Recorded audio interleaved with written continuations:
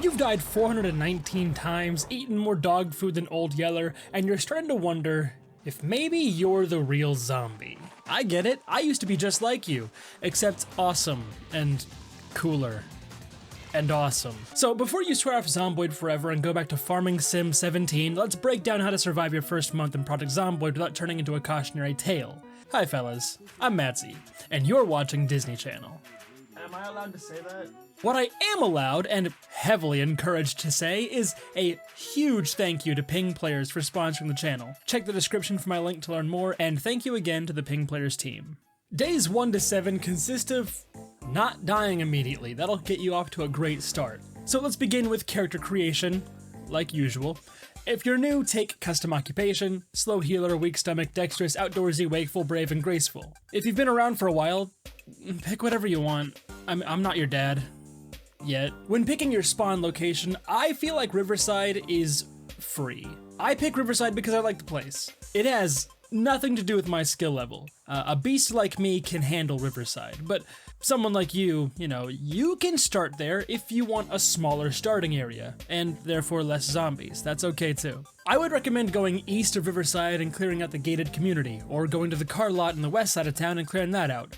There's also a spot for easy rain collector barrels, but we'll get into that later.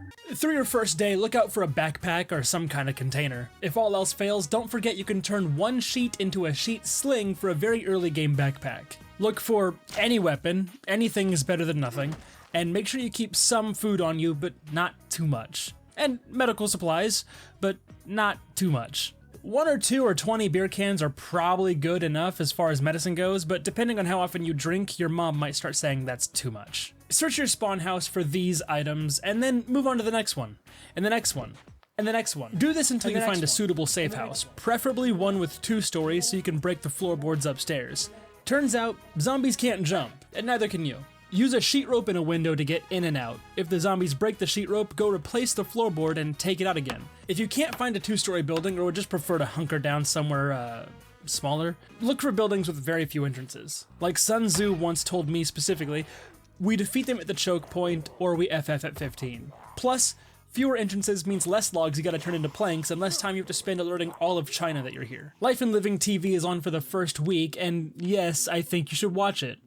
Unless you want to die because you can't cook rice. Life and Living TV's schedule is still 6 a.m., noon, and 6 p.m. On day 1, the 6 p.m. show teaches you how to make the fishing rod, and you've got another chance to learn this recipe on day 3's 6 p.m. show. But you know what they say, teach a man to fish and he'll be fed until the zombies get him. Day 6's 6 p.m. show teaches you the trap crate recipe, which is huge for the mid to late game. And look, yeah, you can find these VHS tapes in various places and catch the shows you missed, but I think there's something to be said about consistency versus RNG. If you haven't encountered it already, it's probably coming soon. And I mean the helicopter event. You have 2 options, and you need to decide rather quickly when you hear the chopper blades. Hide out in a different 2-story building and break the floorboards, or go for a drive out of town. Far out of town. I suppose there is a 3rd option, you can stay and let your town get overrun with more zombies. I mean, that's your call, really. And with your first week done and under your belt, we can move on to week 2. Power and water shutoff is coming, and you can't really fix it by just hitting the faucet. I mean, not anymore. With everyone turning into an army of darkness, there's really no one to man the power grid or water plant. And I know you can't do it by yourself, but it's okay. No one can. And there are other options. I promise. We used to function without these silly creature comforts. Oh, my phone just died. Now, if you want to keep water, and I'm gonna rephrase that to say, you want to keep water, grind carpentry to level 3, or build for it in the character creation phase and find yourself a hammer, 4 planks, 4 nails, and 4 garbage bags, or 1 tarp. Really breaking the 4 pattern there. And then you can make a rain collector barrel anywhere you like. Now, I would recommend you make it outside, where it rains, and when it rains, these will fill up with about 400 liters of tainted water. At carpentry level 5, you can make bigger barrels that hold 600 liters. For reference, your typical water bottle in-game is 1 liter, meaning you have about 400 water bottles with the base rain collector. Previously, I would suggest plumbing, but recently I would recommend ignoring plumbing. There is no more magical filter. If you plumb a rain collector up top, down low, too slow, it's still tainted. Just place these near a heat source because there's going to be a lot of this happening. And one final note, if you're based like me, you can steal 2 water barrels from the fishing shack in Riverside. This is me referencing that point earlier about, you get it. I don't have to explain this to you. By the way, if you don't have the time to grind carpentry, let's say the water system shuts down before you're able to really acquire the skills, you can make a really good alternative fairly easily.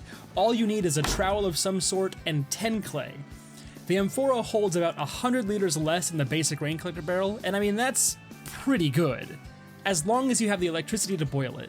Or a campfire, but I guess that really doesn't flow into my next point. Let's talk about keeping power on. Generators. Find one, learn it, love it, and hoard fuel like a Phyrexian goblin. Yes, it's possible my Magic the Gathering jokes don't land here, but being mana screwed is why I build every deck with 42 lands.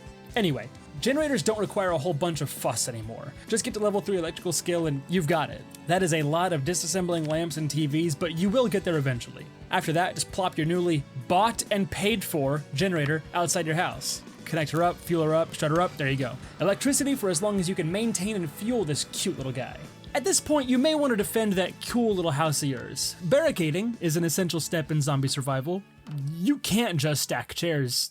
Actual fortifications do matter, and I've got a video for that, so I won't delve too deep into this topic here. Planks 9 times out of 10 are going to be enough.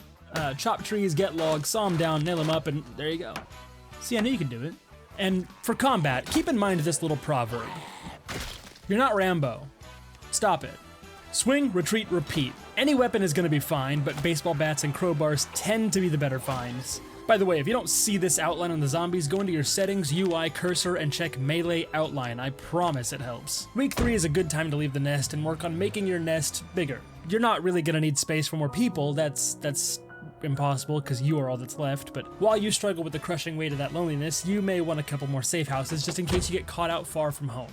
You're going to find out sooner or later that the immediate area you've settled down in will run out of resources. You have a few options, but let's focus on cars first. Find one, check for keys, realize it's out of gas, cry a little, cry more, I understand. The odds of you finding a good car within your budget are slim, but not impossible. I am saying there's a chance, Krillin, but when you do find a car that functions, you have 2 very good uses for it. Or you can expand your network of safe houses, but don't get too cocky here. You're essentially starting over in a new area, so repeat the safe house steps and you'll be alright. You don't need to have a generator and rain barrels at every safe house you make, just the essentials. Food, shelter, a place to sleep, make sure it's easily defendable, as I tend to picture these extra safe houses as somewhere you crash when you can't make it back home. And you should start looking at trapping or fishing and farming. A balanced diet and all that jazz is necessary for survival. Farming isn't really the most difficult things in the world, just play in the dirt, drop seeds, and water them until they grow. Of course, there's a little more nuance than that, but I still can't say The incesticide spray. There are various sprays you can use to cure your plants. Don't get zombie blood on your plants, and that's pretty much it. Moving on. Trapping and fishing are also not very difficult. You just get the trap, the bait, leave it for a while, come back. There might be meat there. It's honestly kind of miraculous. All right, the 4th and final week is honestly just bullet points. By now you should know what to do. You should have a good feel for your surroundings, and you should have a decent safe house setup. Probably have gotten into a routine at this point. Before we get to those bullet points, I need to say another thank you to ping players.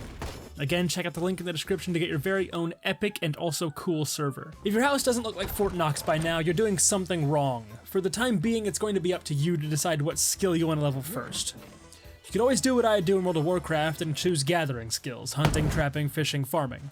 That'll make it so you have enough food production to survive the coming winter. You'll need a freezer to store all that food, but you can find those at almost any gas station. You'll want to start looking at collecting cars and maintaining those cars. And there you have it. By day 30, you'll either be a hardened survivor or you'll have discovered some new ways to die. There really is no middle ground. If you found the video helpful, it'd be real swell if you subscribed. Maybe send this to a friend who needs to get better at the game. Just don't say that to them. I will let them down easy for you. Anyway, see ya.